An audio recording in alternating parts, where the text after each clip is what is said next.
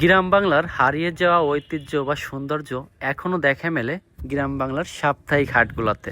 ঠিক তেমনই একটা সুন্দরতম হাটের ভিডিও নিয়ে আজকে হাজির হলাম।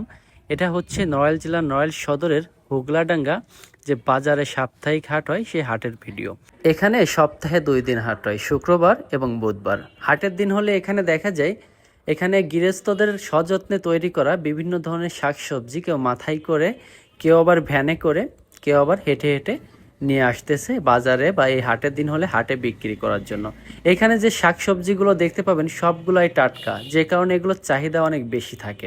এখানে আরেকটা মজার বিষয় হচ্ছে এখানে যে দোকানপাটগুলো আপনারা দেখতে পাবেন সবগুলো অস্থায়ীভাবে কেউ বস্তার উপরে, কেউ পলিথিনের উপরে, কেউ কাঠের উপরে বা কেউ ঝুড়িতে করে মালগুলো বিক্রি করতেছে। আর এখানে ব্যাপারীদের থেকে গৃহস্থদের পণ্য বেশি থাকে, যে কারণে টাটকা শাকসবজি সব থেকে বেশি এখানে পাওয়া যায়। কারণ গৃহস্থরা সাধারণত টাটকা শাকসবজি নিয়েই কিন্তু বাজারে আসে। এখানে আপনারা সব রকমের টাটকা শাকসবজি পেয়েই যাবেন। আর এই হাটটাকে আরো বেশি সুন্দর এবং মনোমুগ্ধকর করে তুলছে এখানে থাকা কিছু গাছ।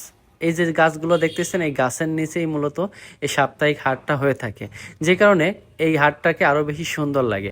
আর হাটের দিন হলে এখানে খাল বিল থেকে তুলে আনা বেশ কিছু শাকসবজি দেখা যায়, যেমন কলমি শাক সহ বিভিন্ন ধরনের, যেগুলো হচ্ছে খাল বিলে হয়ে থাকে। এছাড়াও এখানে আপনারা ধুন্দল, তারপরে শসা, কলা, লাউ, পেঁপে সহ বিভিন্ন ধরনের আইটেম দেখতে পাবেন হাটের দিন হলে।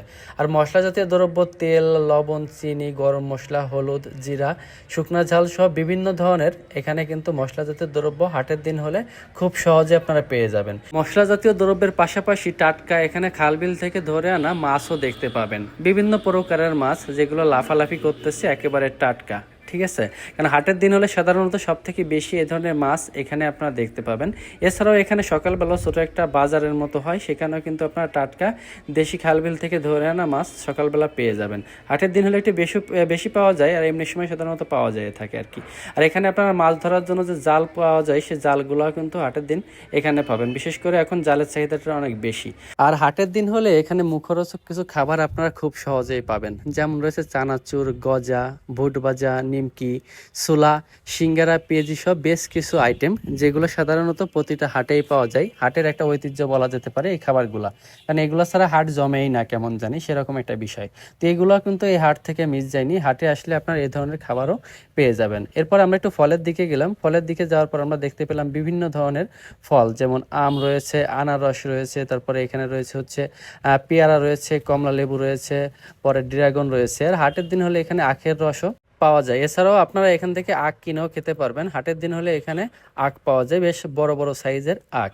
আর আমরা এদিকে আসার পর দেখতে পেলাম বিভিন্ন ধরনের ফল এবং বিভিন্ন ধরনের গাছ রয়েছে। যে জিনিসটা আমার কাছে ভালো লাগছে, যে এখান থেকে মানুষ সহজে গাছ কিনতে পারবে। বিভিন্ন প্রকারের বিভিন্ন ফলের গাছ এবং বিভিন্ন জাতীয় গাছ আপনারা দেখতে পাবেন। আর এখানে ঘুনি বাঁধার জন্য বা চারো বাঁধার জন্য যে লতাগুলো প্রয়োজন হয় হাটের দিন হলে এখানে দেখা যায়। আর আমাদের নিত্য প্রয়োজনীয় ব্যবহারের জন্য হাঙ্কুরো, তারপরে এখানে রয়েছে চালন, বিভিন্ন রকমের আইটেম কিন্তু হাটের দিন হলে দেখতে পাবেন। আর হাটের দিনে এখানে একটা জিনিস আমার কাছে ভালো লাগছে, আমাদের হারিয়ে যাওয়া কিছু অতীত, যেমন এখানে ঝুনঝুনি, তারপরে এখানে মানে চিরুনি, দাঁতের মাজন সব বেশ কিছু আইটেম আমি এখানে দেখতে পেয়েছিলাম, যে জিনিসটা আমার কাছে অনেক বেশি ভালো লাগছে।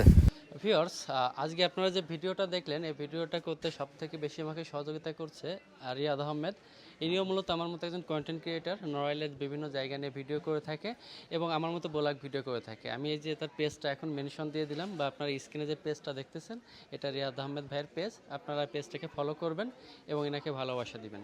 তো আজকের ভিডিওটা আপনাদের কাছে কেমন লাগলো সেটা অবশ্যই কমেন্টের মাধ্যমে জানাবেন। দেখা হচ্ছে নতুন কোনো ভিডিওতে। ততক্ষণ মধ্যে ভালো থাকবেন, সুস্থ থাকবেন। আল্লাহ হাফেজ।